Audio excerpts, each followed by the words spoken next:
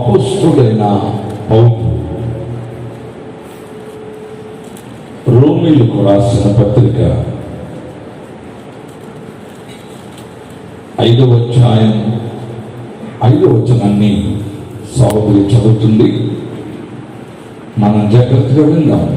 ఎందుకనగా ఈ నిరీక్షణ మనలను సిగ్గుపరచదు, మనకు అనుగ్రహింపబడిన పరిశుద్ధాత్మ ద్వారా దేవుని ప్రేమ మన హృదయములలో కుమ్మరింపబడి ఉన్నది. ఒకసారి చదవండి. ఎందుకనగా ఈ నిరీక్షణ మనలను సిగ్గుపరచదు, మనకు అనుగ్రహింపబడిన పరిశుద్ధాత్మ ద్వారా దేవుని ప్రేమ మన హృదయములలో కుమ్మరింపబడి ఉన్నది. చాలండి, ప్రారంభించండి. చిన్న ప్రార్థన చేసుకుందాం. మహాగడ్డ మహోన్నతుడు అయిన ప్రియ పరలోకమందున్న మా తండ్రి, మీ ఘనమైన నామానికి వేవేల స్తుతులు స్తోత్రాలు తెలియజేస్తున్నాం. చదవబడిన వాక్య భాగంలో ఎన్నో లోతైన సంగతులు ఉన్నాయి. వాటన్నిటినీ మీకు ఆత్మ ద్వారా వెలికి తీయండి.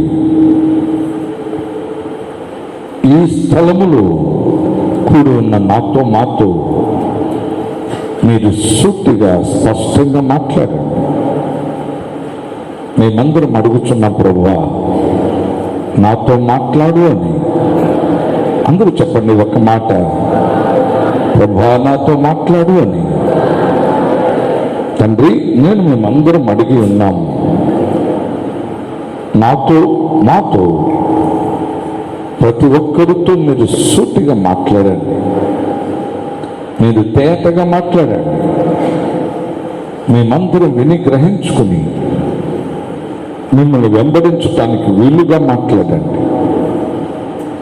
అత్యంత సామాన్యమైన వ్యక్తులకు కూడా మీ వాక్యంలో ఉన్న లోతైన విషయాలు స్పష్టంగా అర్థమవునట్లుగా మాట్లాడండి. మహిమ పొందమని యేసు నామమున ప్రార్థించి వినయముతో అడుగుచున్నాము తండ్రి. ఆమేన్, ఆమేన్, ఆమేన్. హల్లెలూయా, హల్లెలూయా, హల్లెలూయా. మీరంతా చాలా చాలా చాలా జాగ్రత్తగా వాక్యం వినాలి. అపోస్తలుడైన పౌలు రోమ్ నగరములో ఉన్నటువంటి దేవుని సంఘానికి ఉత్తరం రాస్తూ ఈ మాటలన్నిటినీ మాట్లాడుతూ ఉన్నాడు. పౌలు రోమా సంఘంతో ఏమని అంటున్నాడంటే, ఎందుకనగా ఈ నిరీక్షణ మనల్ని సిగ్గుపరచదు. పౌలు అంటున్నాడు, దేవుని సంఘపు ప్రజలతోటి, ఇదిగో ఈ నిరీక్షణ మనల్ని సిగ్గుపరచదు అని అంటున్నాడు. ఏ నిరీక్షణ మనల్ని సిగ్గుపరచదని పౌలు అంటున్నాడు అంటే, మనం పైన 4వ వచనంలో ఉంది, శ్రమ ఓర్పును, ఓర్పు పరీక్షను, పరీక్ష నిరీక్షణను కలగజేయునని ఎరిగి శ్రమల యందును అతిశయపడుతును. శ్రమల యందు నువ్వు అతిశయించాలి, సంతోషించాలి, ఆనందించాలి. శ్రమలలో సంతోషించటం, శ్రమలలో అతిశయించటం అనేది లోకము ఎప్పటికీ ఎరగని ఒక విషయం. కేవలము క్రైస్తవుడైన వాడికి మాత్రమే ఇలాంటి ఒక గొప్ప భాగ్యాన్ని దేవుడు ఇస్తున్నాడు. అదేంటో తెలుసా? శ్రమలలో నువ్వు అతిశయించటం, శ్రమలలో నీవు ఆనందించటం అనేది ఇంకెక్కడ లోకంలో చూడవు. కానీ అది ఒక్క క్రైస్తవుడి జీవితంలో మాత్రమే శ్రమలలో ఆనందించటం అనేది కనిపిస్తుంది. శ్రమలు కలగగానే ప్రతివారు మేము చచ్చిపోతాం, మేము ఇంట్లో ఉండం, ఇల్లుకి వెళ్ళిపోతాం, నాకు ఇక్కడ ఉండాలనిపించట్లా, నాకు ఇంకా బ్రతకాలనిపించట్లా, ఇటువంటి మాటలన్నీ మనుషులు మాట్లాడతారు. ఎందుకంటే శ్రమల్లో వాళ్ళు కుంగిపోయారు. వాళ్ళకు కలిగిన బాధల్లో, కష్టాల్లో, కన్నీళ్ళు వాళ్ళు నలిగిపోయారు.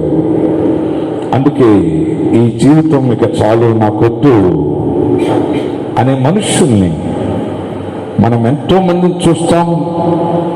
లోకములో అత్యధికంగా మనం చూస్తాం. అయితే దేవుని ప్రజలతో వాక్యం అంటున్న మాట ఏంటి తెలుసా? ఏమంటుందంటే, శ్రమలలో నువ్వు అతిశయించు. అంటే ఇన్ని శ్రమలు నాకే కలిగాయి అని గొప్ప చెప్పుకోవటం అన్నమాట. అది అతిశయించటం అంటే ఇన్ని దీవెనలు నాకే వచ్చాయని దీవెనల గురించి అతిశయించే మనుషులను చూస్తాం. అవునా కదా? కానీ పౌలు ఏమంటున్నాడు తెలుసా? అందుకే క్రైస్తవ మార్గం ఎవరికి అర్థం కాదు. అందుకే నిజ క్రైస్తవుని ఎవరు అర్థం చేసుకోలేదు. ఎందుకంటే నిజ క్రైస్తవ మార్గం మనిషి ఊహకు చాలా అందనిదిగా ఉంది. అందుకే ఆ మార్గంలో నడిచే మనుషుల గురించి నీకు అర్థం కారు. నువ్వు ఇలా చూసి వాళ్ళ గురించి ఏం తెలుసుకోలేవు. ఎందుకంటే ఎంత లోతైంది నాకు కాబట్టి ఇన్ని శ్రమలు కలిగాయని సంతోషించటం. నిజంగా దాన్ని లోకస్తులైతే ఏమనుకుంటారు? పిచ్చి ఏమన్నా, శ్రమల్లో ఏమన్నా మతి భ్రమించిందా అని అనుకుంటారు.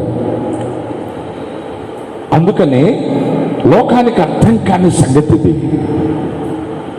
క్రైస్తవుడు అయిన నీకు నాకు మాత్రమే అర్థమయ్యే సంగతి ఏమిటంటే, శ్రమలలో నువ్వు సంతోషించటం. శ్రమలలో నువ్వు సంతోషించాలి అని అంటున్నాడు అపోస్తలుడైన పౌలు. ఎందుకని శ్రమలో సంతోషించాలంట? శ్రమ ఓర్పును కలగజేస్తున్నట. ఓర్పు పరీక్షను కలగజేస్తుందట. పరీక్ష నిరీక్షణ కలగజేస్తుందని ఎరిగి శ్రమలయందు సంతోషించు, అతిశయించు. శ్రమ లేకపోతే నీకేం లేదు, నిరీక్షణ లేదు. నీకు పరలోక రాజ్యానికి ఎత్తబడేటువంటి ఆ నిరీక్షణ అనేది లేదు. కాబట్టి శ్రమ కలగకపోతే నీకేం లేదు, ఓర్పు లేదు. శ్రమ కలగకపోతే నీకేం తెలియదు, పరీక్ష తెలియదు. నీకు శ్రమ కలగకపోతే నీకు నిరీక్షణ అనే మాటకు అర్థమే లేదు. కాబట్టి శ్రమ మనకి వీటన్నిటిని నేర్పిస్తుంది, ఒకదాని వెంబడి ఒకటి. అందుకే శ్రమల వల్ల కలిగిన వీటన్నిటిని బట్టి మనము శ్రమలందు సంతోషించాలి, మనం ఆనందించాలి. ఇక్కడ ఒక ఫస్ట్ మాట, శ్రమలు మనకేం తెలియజేస్తాయి? ఓర్పును కలిగిస్తాయి. అది వాక్యం చెప్పిన విషయం. శ్రమ, అత్యధికమైన శ్రమ కలిగేటప్పుడు మనకు ఆటోమేటిక్గా శ్రమలు ఓర్పును నేర్పిస్తాయి, సహించటం అనే విషయాన్ని నేర్పిస్తాయి. ఒకటి వచ్చింది ఫస్ట్లో, నువ్వు రక్షించబడగానే ఒక శ్రమ కలిగింది. శ్రమ కలిగానే నువ్వు ఒక భయపడిపోయావు, బాధపడిపోయావు, మార్గం నుంచి తొలగిపోయావు. కానీ ప్రతిరోజు వాక్యం వింటూనే ఉన్నావు, మందిరానికి వస్తూనే ఉన్నావు, ఆయన చెప్తున్న మాటలు వింటూనే ఉన్నావు. నువ్వు తెలుసుకుంటున్నావు ఏంటంటే శ్రమల్ని మనం సహించాలి అని. మళ్ళా రెండోసారి మరలా శ్రమలు వచ్చినాయి. శ్రమలు కాగానే మరలా నువ్వు తొందరపడ్డావు, నువ్వు ఇబ్బంది పడ్డావు, మరలా ఆత్మీయ జీవితం కోల్పోయావు. అయితే ఇలా పదే పదే పదే పదే నీ ఆత్మీయ జీవిత ప్రారంభమే జరిగింది. కానీ తర్వాత నీకు శ్రమలు ఏమి నేర్పిస్తాయో తెలిసాక నీకు ఒక పాఠాన్ని నేర్పించినాయి. ఏమిటా పాఠం అంటే, శ్రమ కలిగిన ప్రతిసారి అవి నన్ను ఏదో చేస్తాయని నేను కంగారు పడిపోతున్నాను. కంగారు పడిపోయి నాకు ఆత్మీయ జీవితం తొందరపడి పోగొట్టేసుకుంటున్నాను. ఇక లేదు, మనం ఎలాగైనా సరే దాన్ని మనం సహించాల్సిందే అనే పరిస్థితికి వచ్చాం. ఇప్పుడు శ్రమ సహించడం నీకు నేర్పిస్తుంది. ఇప్పుడు ఒకటి జరుగుతూనే ఉంది, దాని వెంబడి ఇంకొకటి తగులుకుంది. ఇంకొకటి తగులుకునేసరికి అరే ఒకదాంతోనే పడలేకపోతున్నాం, దాని తోడు ఇంకోటి అయింది అని కొంచెం కంగారు పడ్డావు, మళ్ళా పడిపోయావు. మరలా ఇది కొనసాగుతూనే ఉంది, ఒకటి కొనసాగుతూనే ఉంది, మళ్ళీ రెండోది వచ్చింది. రాగానే మరలా నువ్వు తొలగిపోయావు. తొలగిపోయిన తర్వాత మరలా ఒక పాఠం నేర్పించింది. ఏమని? ఇది ఉన్నా ఇంకొకటి వస్తుంది, ఇంకొకటి వచ్చినా అది కూడా మనల్ని ఏం చేయదు. మనం తప్పకుండా మన ఆత్మీయ జీవితాన్ని జాగ్రత్త చేసుకోవాలి అనేటువంటి ఆలోచన నీకు వచ్చింది. వెంటనే నువ్వేం చేశావు? ఆ శ్రమను కూడా సహించడం ప్రారంభించావు. నువ్వు ఆ శ్రమను కూడా సహిస్తున్నావు. ఇప్పుడు ఒకటి వచ్చింది, దీన్ని సహిస్తున్నావు. ఇంకొకటి వచ్చింది, దాన్ని సహిస్తున్నావు. ఎస్, ఆత్మీయ జీవితం వల్ల కొనసాగిపోతూనే ఉంది. ఈ రెండు ఉండగా ఇంకొకటి వచ్చింది. ఇంకొకటి రాగానే నువ్వు కంగారు పడ్డావు, మరలా నువ్వు ఆత్మీయంగా పడిపోయావు. ఓరే బాబు, దీన్ని సహించు, ఇంకొకటి తగులుకుంది, ఇదేం చేస్తావు అని నువ్వు తొందరపడ్డావు, నువ్వు ఆత్మీయ జీవితాన్ని కోల్పోయావు. అయితే ఇది కూడా నీకు ఇంకో పాఠం నేర్పించింది. ఏమనంటే, ఇది కూడా నన్నేం చేయదు, దీన్ని కూడా సహించాలి, నేను ఓర్పుని ఇంకా నేర్చుకోవాలి. ఓర్పుని నేర్పించింది. ఇప్పుడు మూడింటితో ఫైటింగ్ చేస్తానే ఉన్నావు, మూడు వైపుల నుంచి ప్రార్థన చేస్తానే ఉన్నావు, ఫైటింగ్ వాటితో పోరాటం చేస్తూనే ఉన్నావు. ఈలోపు నాలుగో తగులుకుంది. ఒక్కొక్కసారి మనము అన్ని వైపులా ముట్టడి వేయబడతాము, తెలిసిందా? ఒక్కొక్కసారి మనం అన్ని వైపులా ముట్టడి వేయబడతాము. అన్ని సార్లు మనం అన్ని వైపులా ముట్టడి వేయబడం, కానీ కొన్ని ప్రధానమైన సమయాల్లో నిశ్చయంగా మనం అన్ని వైపులా ముట్టడి వేయబడతాం. ఒకేసారి మనకు అనారోగ్యం, ఒకేసారి పిల్లలకు అనారోగ్యం, ఒకేసారి ఇంట్లో ఆర్థిక ఇబ్బందులు, ఒకేసారి అన్నీ,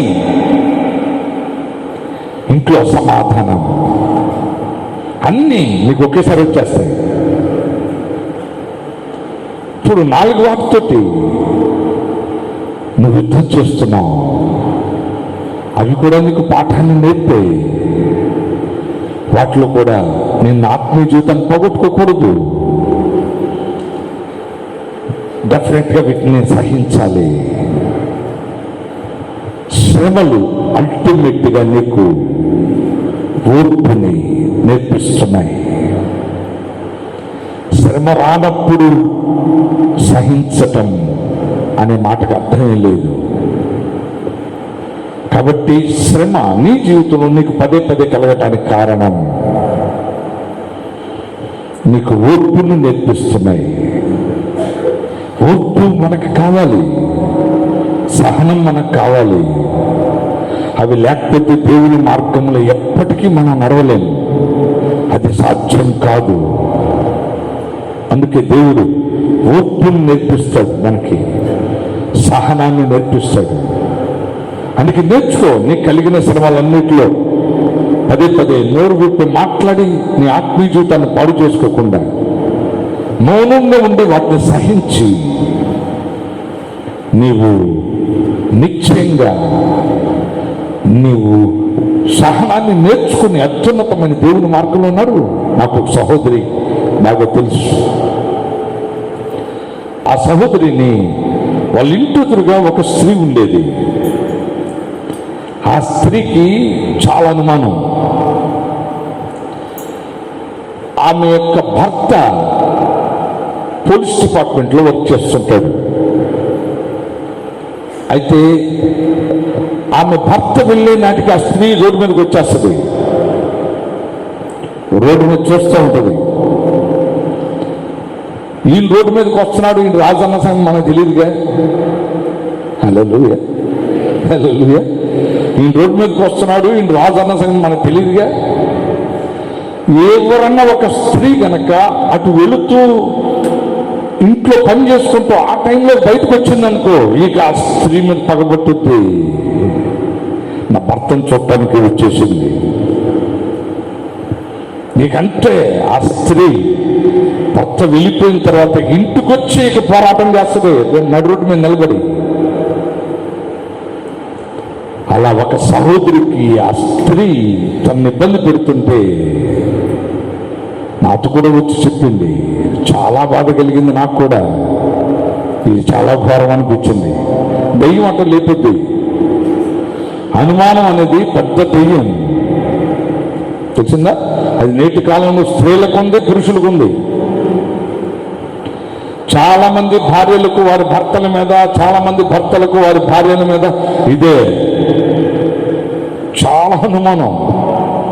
ఎటు చూస్తుంది, బట్లారైతే వెళ్ళిందంటే చాలు ఎటు చూస్తుంది.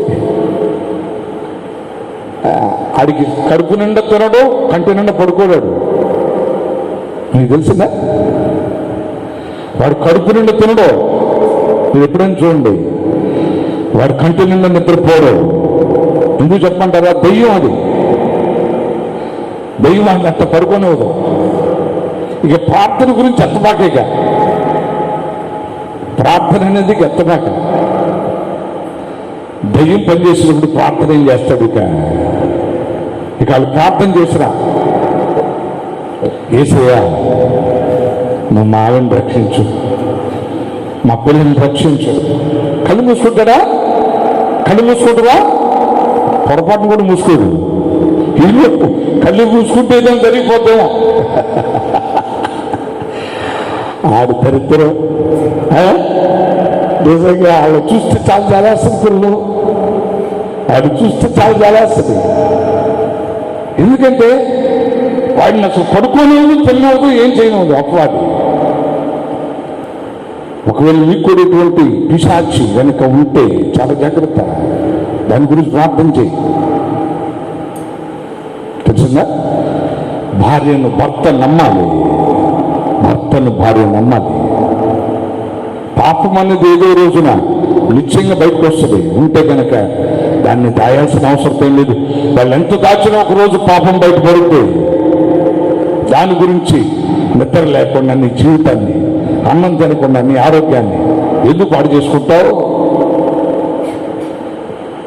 ఏమీ లేకపోయినా అపవాదులో సృష్టిస్తుంటాడు కొంతమంది జీవితాలు. కొన్ని కుటుంబాలను నాశనం చేస్తుంటాడు. కాబట్టి మీరు చాలా జాగ్రత్త.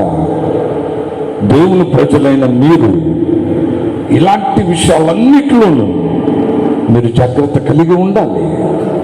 వారు మిమ్మల్ని ఎన్నో రకాలుగా ఇబ్బంది పాలు చేస్తాడు. అయితే ఈవేళ మనకి పరిశుద్ధాత్ముడు నేర్పిస్తున్న విషయం అదేమిటి? ఆయన శ్రమ మనకేం కలిగిస్తుంది? ఓర్పుని మనకు కలిగిస్తుంది. ఓర్పు ఏం కలిగిస్తుంట? ఓర్పు మనకు పరీక్షను కలిగిస్తుంది. ఎగ్జాక్ట్గా తెలుగు బైబిల్లో ఇక్కడ పరీక్ష అని చెప్పబడింది, కానీ మన ఇంగ్లీష్ బైబిల్లో మనం క్లియర్గా చూసినట్లయితే NLT అనేటువంటి ఒక ఇంగ్లీష్ ట్రాన్స్లేషన్లో, నేను చాలా ట్రాన్స్లేషన్స్ చూశాను కానీ ఇందులో నాకు చాలా బాగా నచ్చింది. ఈ ఇంగ్లీష్ ట్రాన్స్లేషన్లో చాలా అద్భుతంగా and endurance develops strength of character in us అని చెప్పింది. And endurance develops strength of character in us అని వాక్యంలో వ్రాయబడింది. అంటే ఓర్పు మనకేం నేర్పుతుంది? మనకేం ఇస్తుంది? క్యారెక్టర్. అది ఓర్పు మనకేం నేర్పిస్తుంటే క్యారెక్టర్ నేర్పిస్తుంది. క్యారెక్టర్ అంటే నీ శీలము, నీ స్వభావము. క్యారెక్టర్ అంటే ఇంకా మనకి క్యారెక్టర్ అంటే ఇంకా చాలా పదాలు ఉన్నాయి దాన్ని మనం వివరించుకోవటానికి. కానీ నీ యొక్క వ్యక్తిత్వము క్యారెక్టర్ అంటే. శ్రమ నీకు ఓర్పుని కలగజేస్తుంది, రైట్? రెండవది ఓర్పు నీకేం కలగజేస్తుంది? క్యారెక్టర్. నువ్వెంత ఓర్చుకుంటావో అంత క్యారెక్టర్ కలిగిన వాడిగా ఎదుగుతావు. తెలిసిందా? నువ్వెంత ఓర్చుకుంటావో, నువ్వెంత సహిస్తావో, నువ్వు అంత అద్భుతమైన క్యారెక్టర్ కలిగిన ఒక వ్యక్తిగా, అంత అద్భుతమైన స్వభావం, దైవికమైన స్వభావం కలిగిన వ్యక్తిగా నువ్వు మార్చబడతావు. అందుకే ఓర్పు మనకి క్యారెక్టర్ ఇస్తుంది. ఇంకొకటి, నువ్వు ఓర్చుకుంటే నువ్వు మంచి స్వభావం కలిగిన వాడివి, నువ్వు ఓర్చుకోకపోతే నీకు మంచి స్వభావం లేదు అన్న విషయాన్ని కూడా నీకు తెలియజేస్తుంది. కాబట్టి శ్రమ నీకు క్యారెక్టర్ ఉందో లేదో చెప్పుద్ది. హల్లెలూయా, హల్లెలూయా. ఇంకొక అద్భుతమైన విషయం, శ్రమ ఇంకొకటి కలిగిస్తుంది. అదేంటది?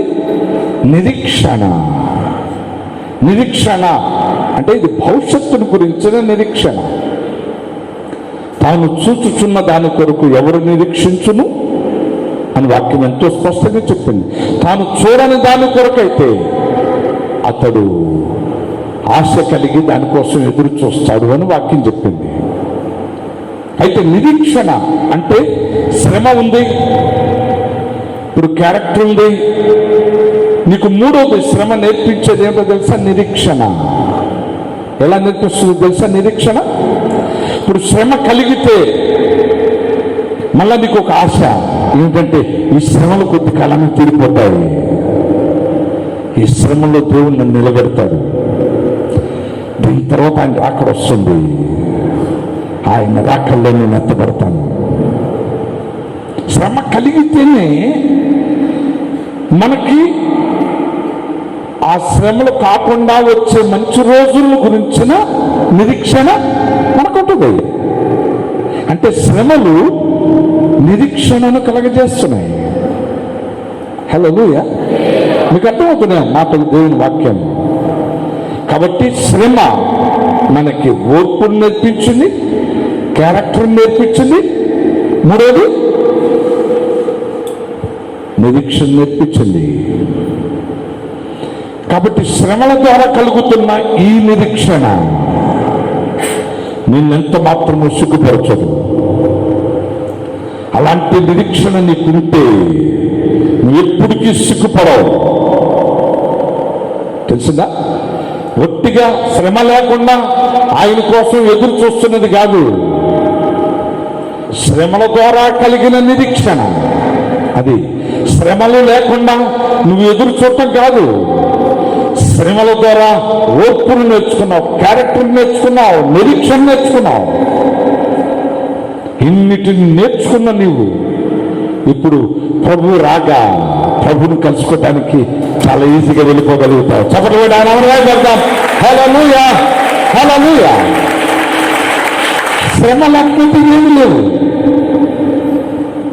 అందుకే వాక్యం అంటుంది, పౌలు అంటున్నాడు, శ్రమయందు మీరు సంతోషించాలి.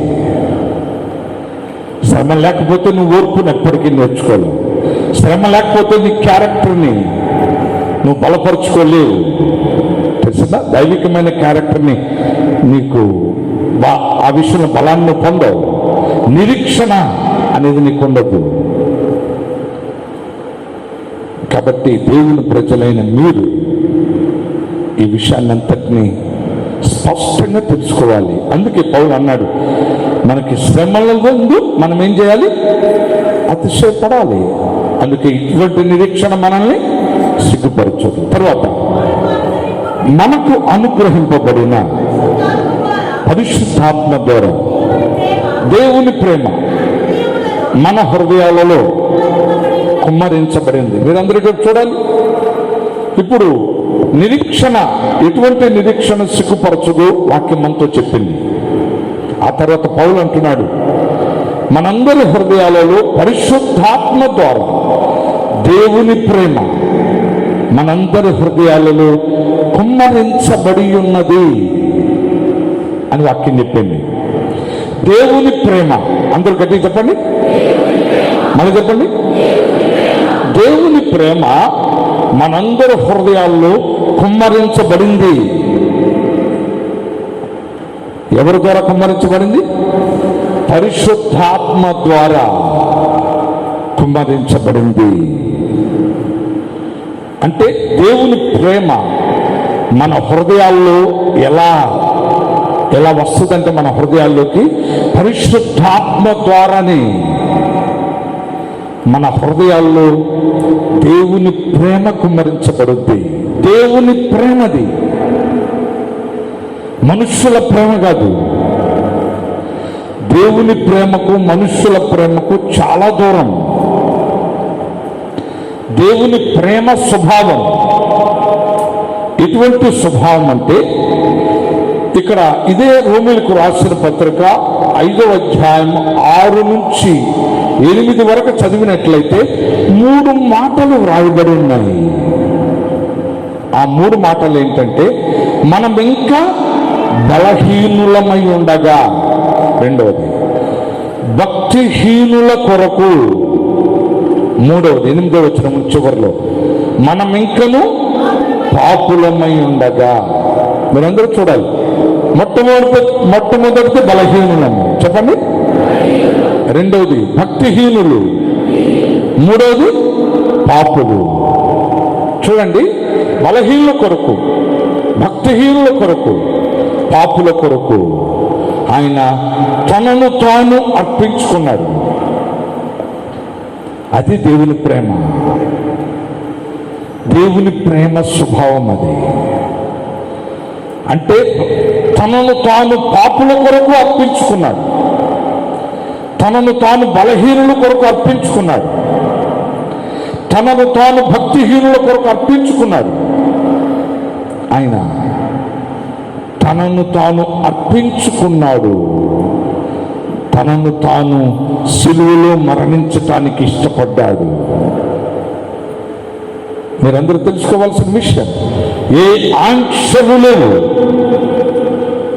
ఎటువంటి ఆంక్షలు ఆయన విధించలేదు. ఇది చెయ్యాలి, నేను చెప్పింది ఇది చెయ్యాలి, నేను చెప్పినట్టుగా నువ్వు ఇలా చెయ్యాలి అని ఏం చెప్పలేదు. ఎటువంటి ఆంక్షలు లేవు. ఎటువంటి ఆంక్షలు లేకుండా ఆయన కలువరి సిలువలో బలహీనులమైన మన కొరకు, భక్తిహీనులుగా ఉన్న మన కొరకు, పాపులమైన మన కొరకు ఆయన కలువరి సిలువలో తనను తాను అర్పించుకున్నాడు. మరణించి 3వ దినాన్ని తిరిగి లేచాడు.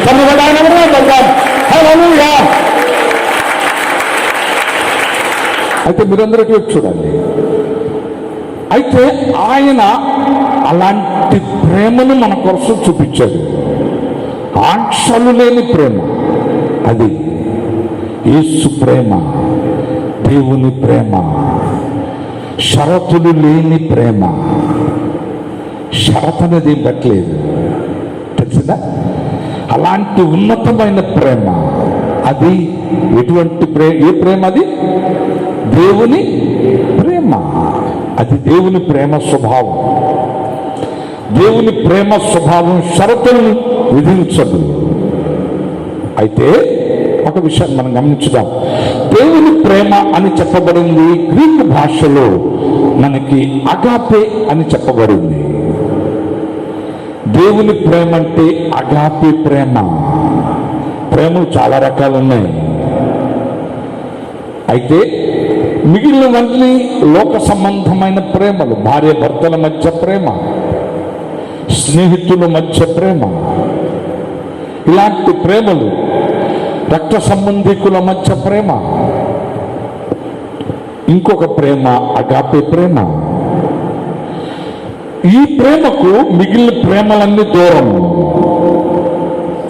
ఈ ప్రేమకున్న స్వభావం ఆ ప్రేమలు వీటికి లేవు.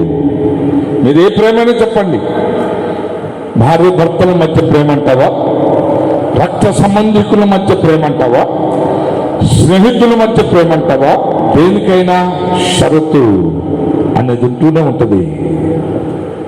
కానీ షరతులు లేని ప్రేమ, ఆంక్షలు లేని ప్రేమ యేసు ప్రేమ, వన్ సైడ్ ప్రేమ అది. అయితే అటువంటి ప్రేమ స్వభావం, అటువంటి ప్రేమ మన ప్రభు చూపించిన ప్రేమ. అయితే ఈ ప్రేమ ఎలా కుమ్మరించబడుద్దంట మన హృదయాల్లో? పరిశుద్ధాత్మ ద్వారా. మీరందరూ ఇటు చూడాలి, మీరందరూ ఇటు చూడాలి. దేవుని ప్రేమ మనుషుల హృదయాలలో కుమ్మరించబడేది కేవలము పరిశుద్ధాత్మ ద్వారా మాత్రమే. అంటే ఈ మాట ఒక విషయాన్ని చెప్తుంది. ఆ విషయం ఏంటో తెలుసా? ఈ దేవుని ప్రేమ మనుషుల హృదయాలలో పుట్టదు.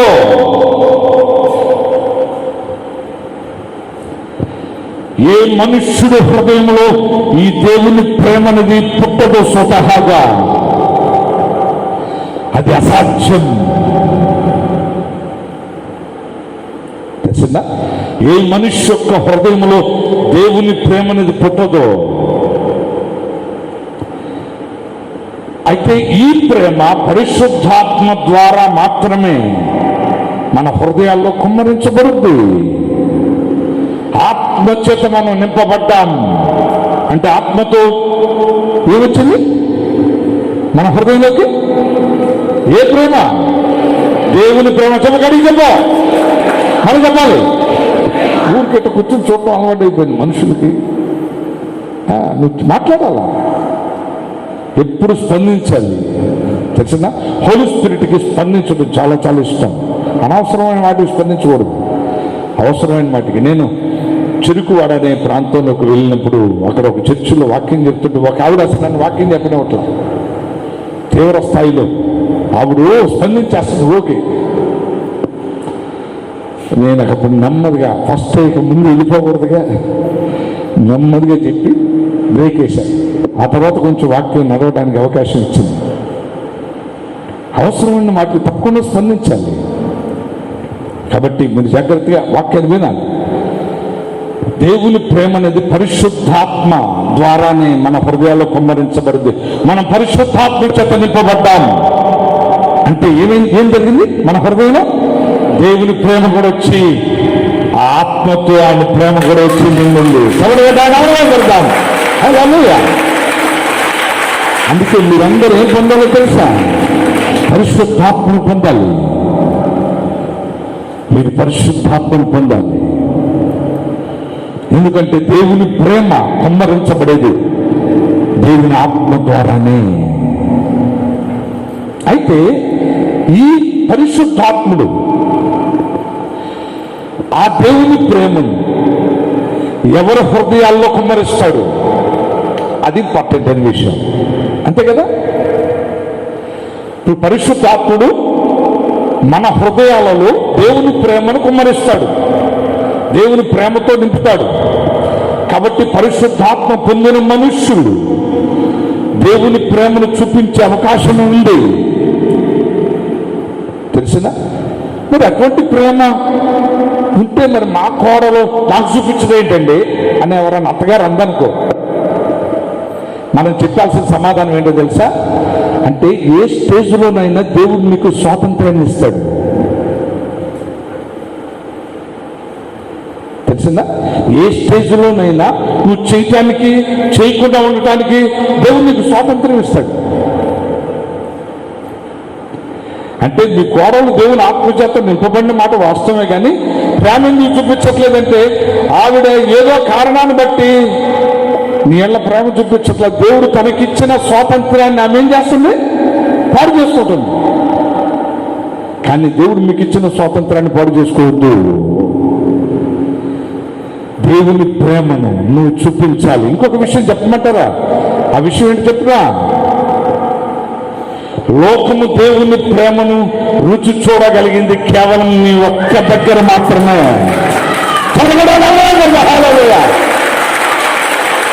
నీ ఒక్క దగ్గర మాత్రమే లోకము దేవుని ప్రేమను రుచి చూడగలదు.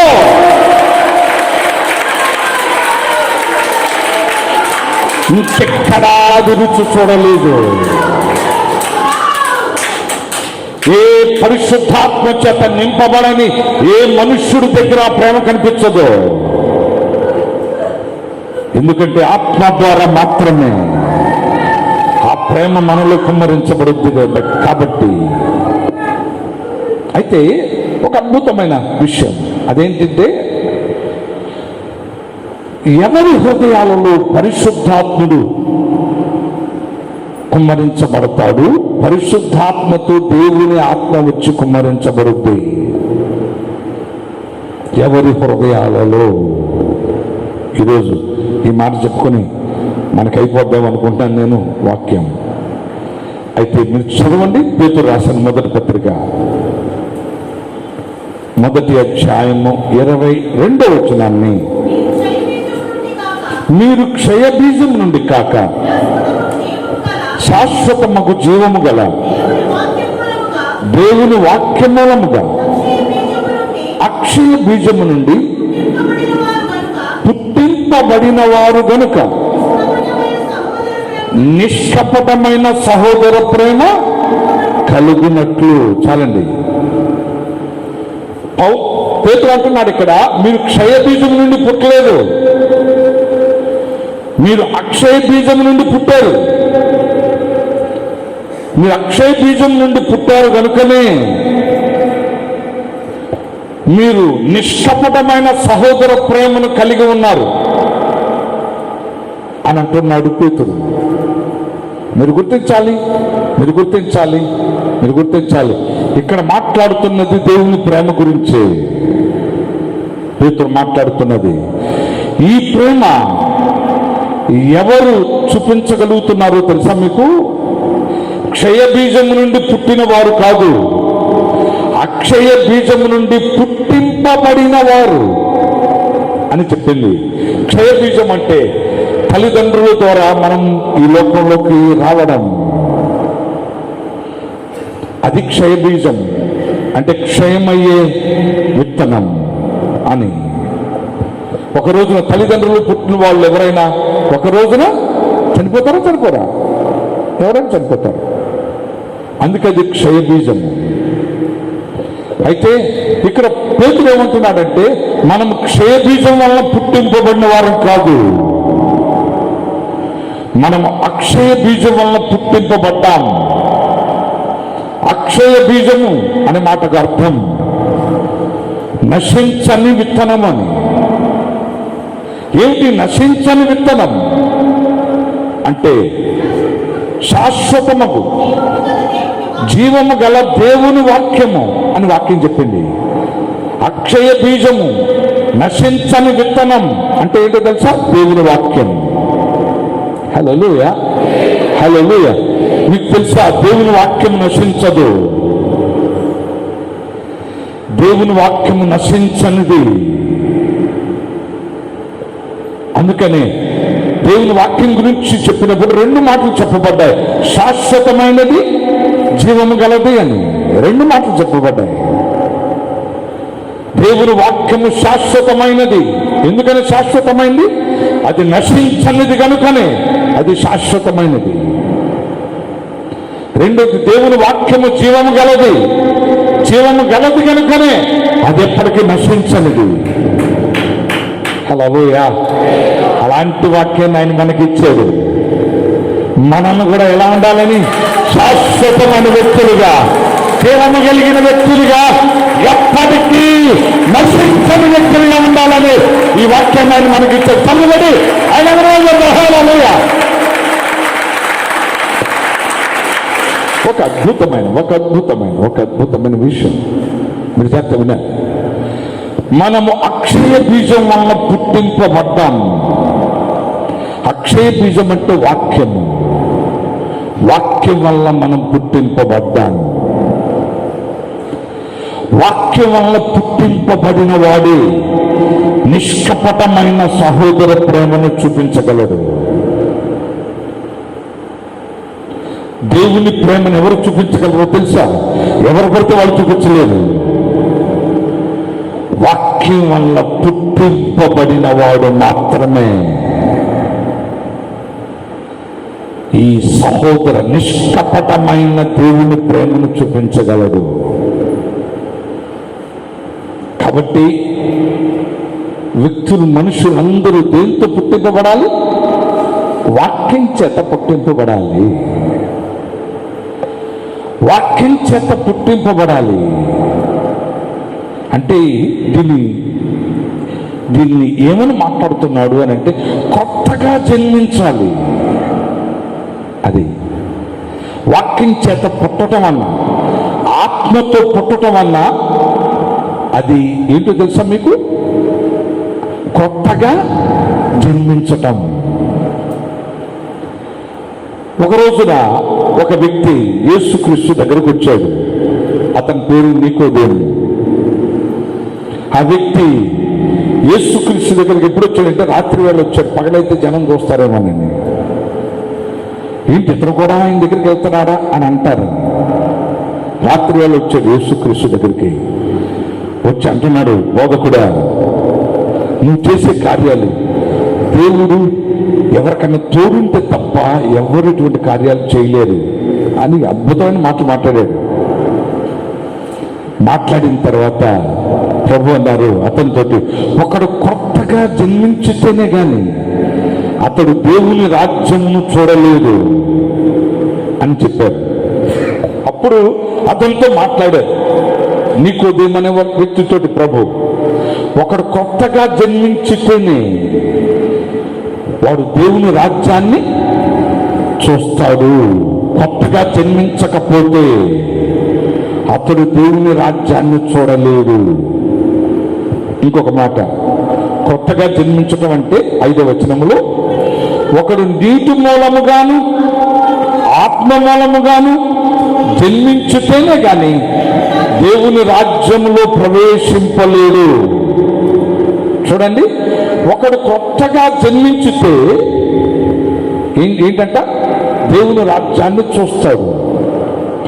ఒకడు నీటి మూలముగా ఆత్మ మూలముగా జన్మించితే అతడు దేవుని రాజ్యంలోనికి ప్రవేశిస్తాడు. మీకు ఒక అద్భుతమైన విషయం, పరలోకము వేరు, దేవుని రాజ్యము వేరు. పరలోకము వేరు, దేవుని రాజ్యము వేరు. పరలోక రాజ్యమన్నా దేవుని రాజ్యమన్నా ఒకటే, కానీ పరలోకం అంటే వేరు.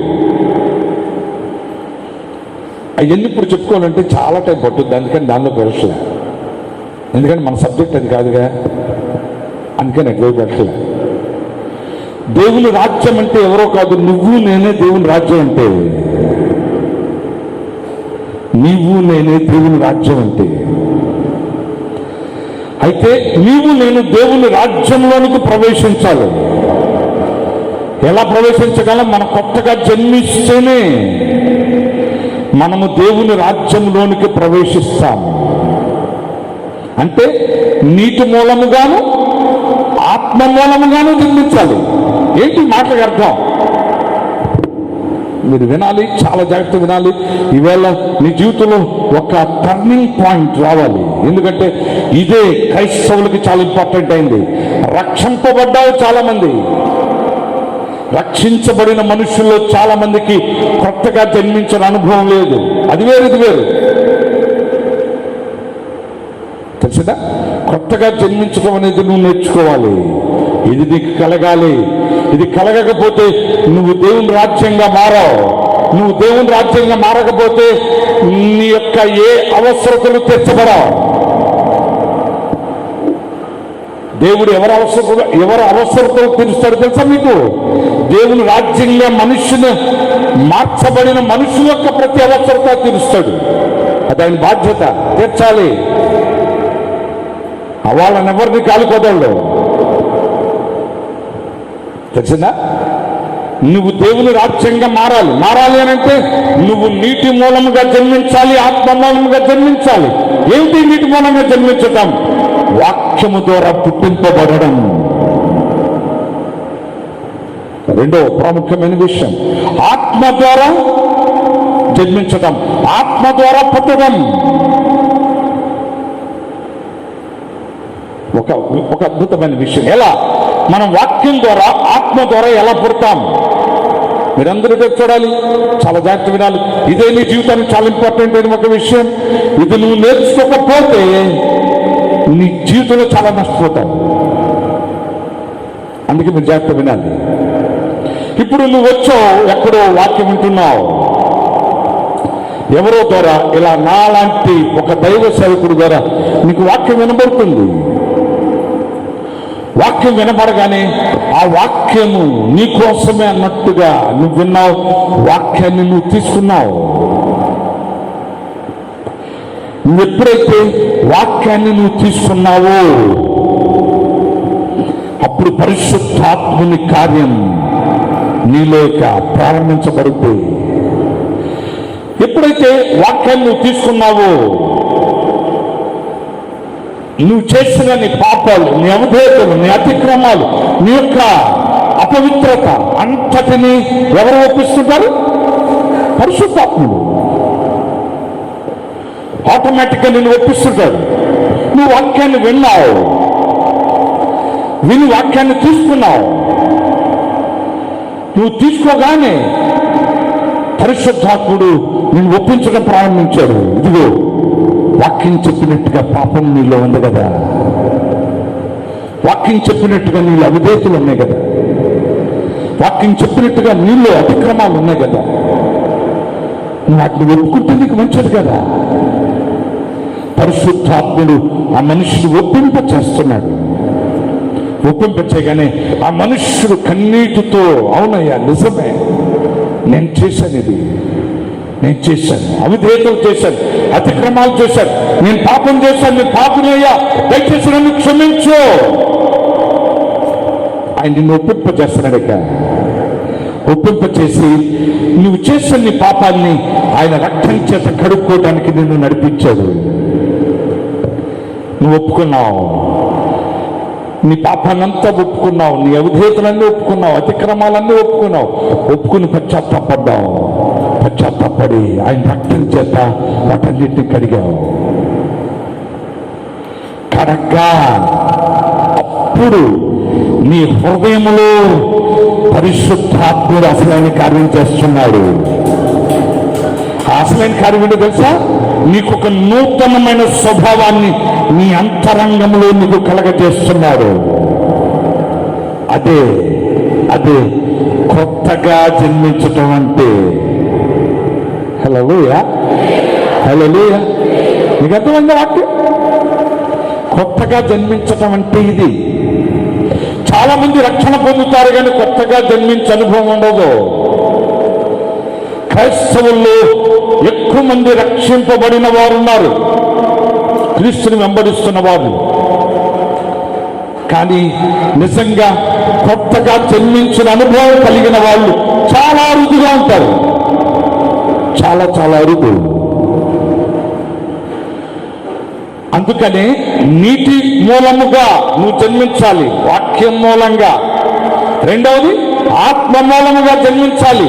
పరిశుద్ధాత్ముడు నిన్ను ఒప్పింప చేయగా నువ్వు పవిత్రపరచబడి నూతన స్వభావం కలిగిన వ్యక్తులుగా నువ్వు మారాలి. ఇది కొత్తగా జన్మించటం అంటే రక్షణ పొందిన వారందరికీ ఇది అవసరం. నువ్వు రక్షింపబడ్డావు కానీ ఈ అనుభవం నీకు లేదు. ఇది చాలా మంది మనుషులకు లేదు. ఈరోజు వాక్యం ఉంటున్నాను, నీవు ఒకసారి పరిశీలించు. పరిశుద్ధాత్మను ఒప్పింపచేయగానే ఒప్పుకుంటున్నావా? అసలు ఒప్పుకుంటున్నావా? ఇక్కడే నువ్వు ఇబ్బంది పడుతున్నావు బాగా. ఆయన నీతో ఒప్పించాలన్నా కొంతమంది వాళ్ళు తమ హృదయాలను కఠినం చేసుకుని ఒప్పుకుని వాళ్ళు చాలా మంది ఉన్నారు. కాబట్టి దేవుని ప్రజలని మీరు తెలుసుకోవాలి, నువ్వు కొత్తగా జన్మించితేనే దేవుని రాజ్యంగా మారుతావు. నువ్వు దేవుని రాజ్యం అయితే చాలు, నీ ప్రతి అవసరత ఆయన నిశ్చయంగా తీరుస్తాడు. ఏలియా అరణ్యములో ఎక్కడ పెరిగి వాగు దగ్గరికి వెళ్ళినప్పుడు అక్కడికి కాకులు ఆహారం తెచ్చాయి. ఎందుకు తేవాలి? దేవుని రాజ్యముగా మార్చబడిన మనుషుడికి ఎక్కడికి వెళ్ళినా ఆయన చూడాల్సిన బాధ్యత ఉంది.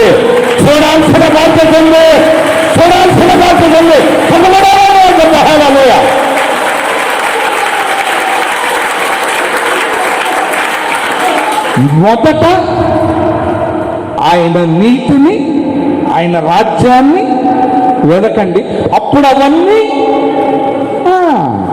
అక్కడ చెప్పింది ఇదే. దేవుని రాజ్యం గురించే చెప్పాడు అక్కడ దేవుడు. రక్షింపబడ్డానయ్యా, నాకు ఓకే ఇవ్వాలయ్యా, నువ్వు చెయ్యాలయ్యా అంటే నీకేం చేయట్లేదు ఆయన. ఎందుకు చేయట్లేదు చెప్పంటావా? నువ్వు రక్షణ పొందావు కానీ కొత్తగా జన్మించిన అనుభవం లేదు నీకు. రక్షింపబడిన చాలా మంది మనుషులకు ఇది ఉండవు. ఇది లేదు కనుక వాళ్ళు ఎప్పటికీ దేవుని రాజ్య సంబంధులుగా ఉండరు, దేవుని రాజ్యముగా వాళ్ళు ఉండరు. వాళ్ళు దేవుని రాజ్యముగా ఉండరు కనుక వారి అవసరతలు ఏమి తీర్చడు. అందుకే చాలా మంది అవసరతలు యేసుక్రీస్తు దగ్గరకు వచ్చి ఇంకా దరిద్రత అనుభవించటం. నువ్వు తెలుసుకోవాలి, యేసుక్రీస్తు ఆయన రాజ్య సంబంధిగా మారితే నువ్వు అద్భుతమైన వ్యక్తిగా ఉంటావు. అయితే మీరు గుర్తించాలి, ఇక్కడ మీరు గుర్తించాలి. ఈ మాట చెప్పుకుని మనం ముగించుకున్నాం.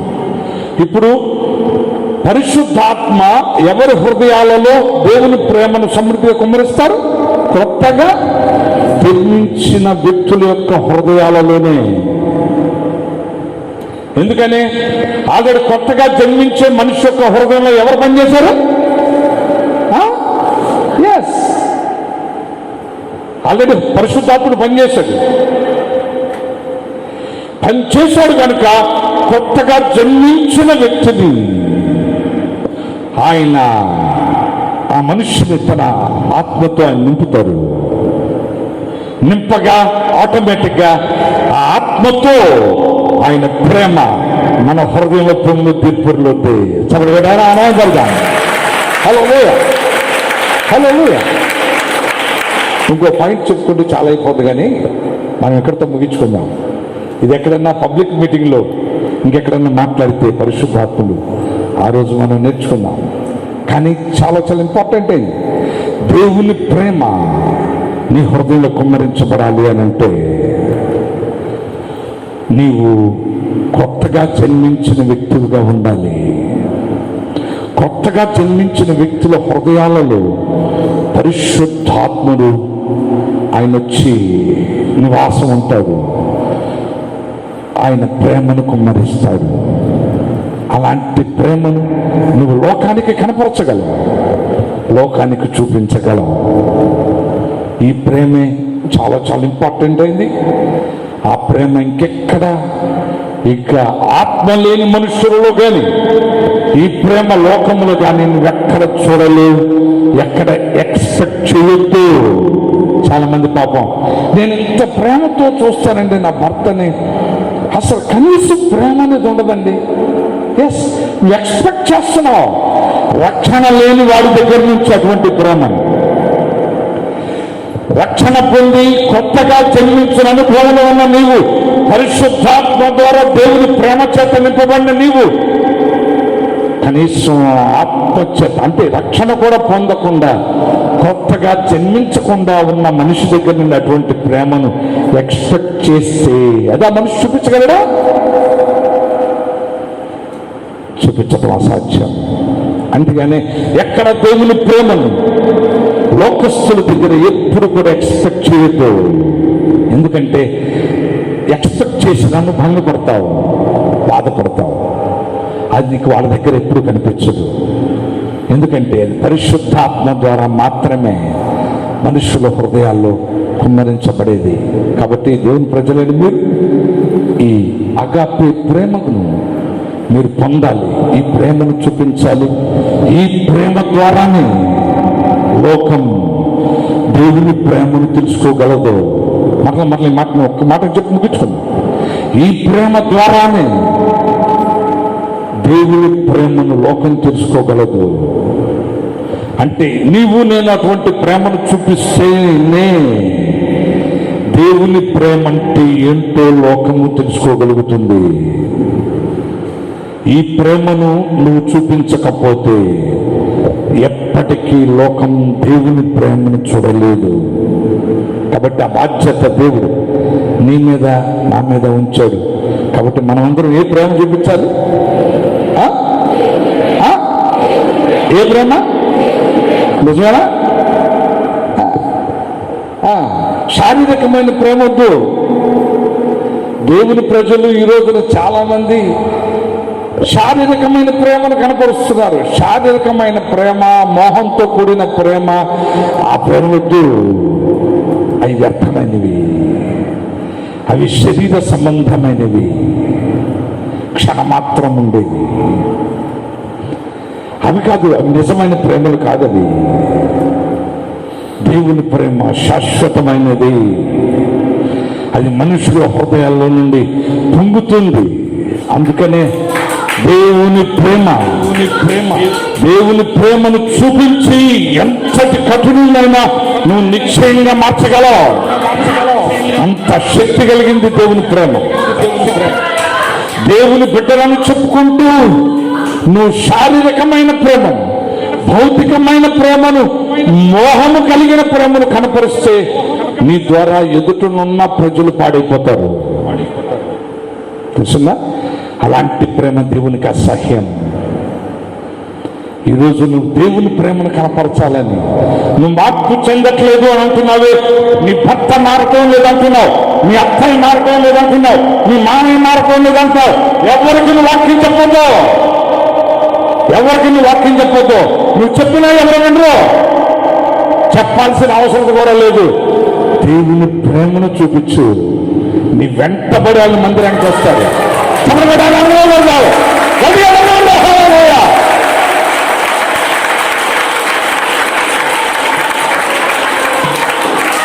ఇన్నాళ్ళు మనం దేవుని ప్రజలు మనం చెప్పుకుంటూ దేవుని ప్రేమను చూపించకపోవటం వల్లే మన ఇంట్లో చాలా మంది రక్షణ లేని వారుగా ఇంకా ఉన్నారు.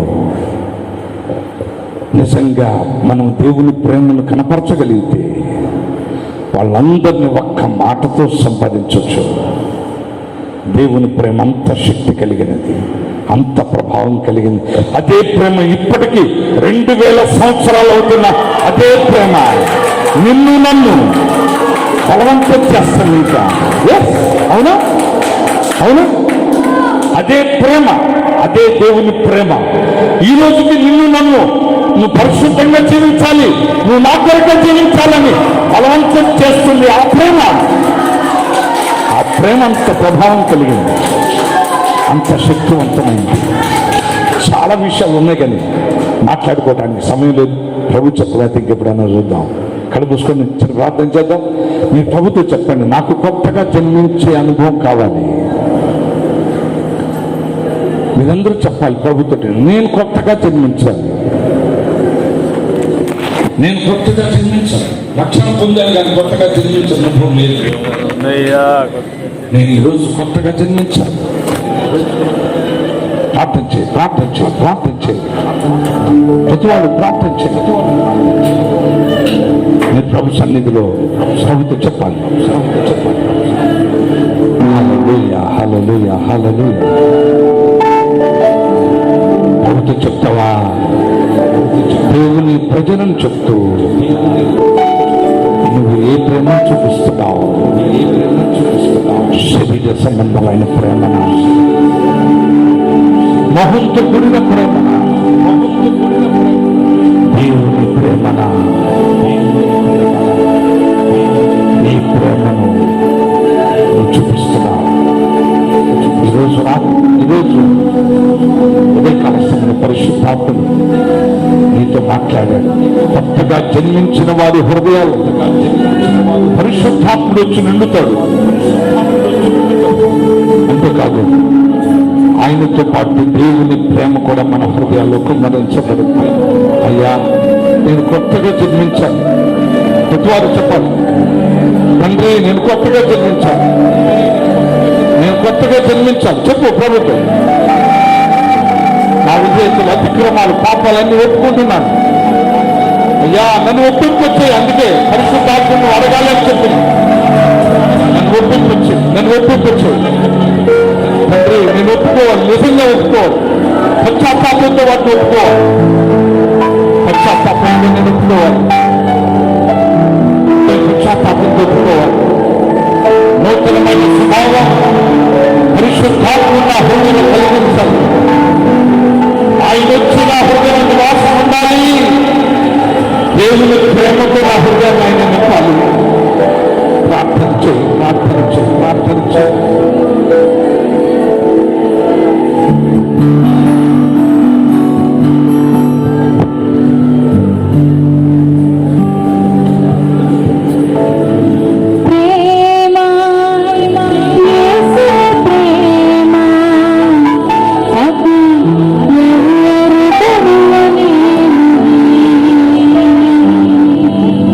నిజ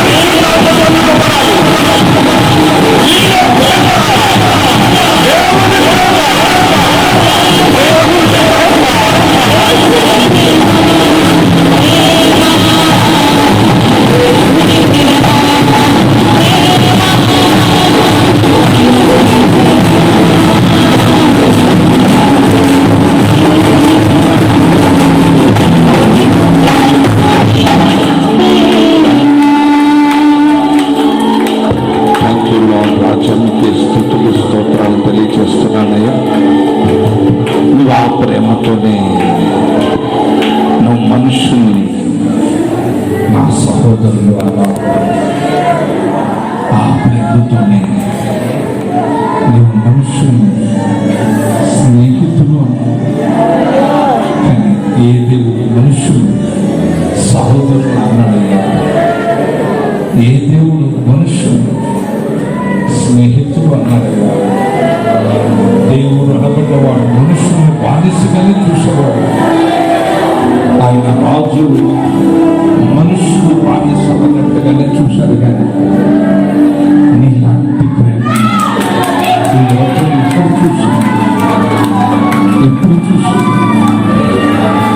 ఆ ప్రేమను మా హృదయాల్లో మీరు కుమ్మరించండి అయ్యా. ఆ ప్రేమను మేము లోకానికి కనపరచము. నన్ను మమ్మల్ని మీరు సిద్ధపరచండి. ఒక సేవింగ్ లేకపోతే ఒక చేయి హృదయం పెట్టండి. ప్రభుత్వం చెప్పండి, ప్రభా నీ ప్రేమ నా హృదయంలో కుమ్మరించు, ఆత్మతో కుమ్మరించు, నీ ఆత్మతో కుమ్మరించు. నీ ప్రేమతో నా హృదయాన్ని నింపు. నీ ప్రేమతో నా హృదయాన్ని నింపు. నీ ప్రేమతో నా హృదయాన్ని నింపు. నీ ప్రేమనే నేను మనుషులకు చూపించడానికి సహాయం ప్రభావాన్ని పొందండి. యేసు నామమున ప్రార్థించుకుని తడుచున్నాము తండ్రి. ఆమేన్.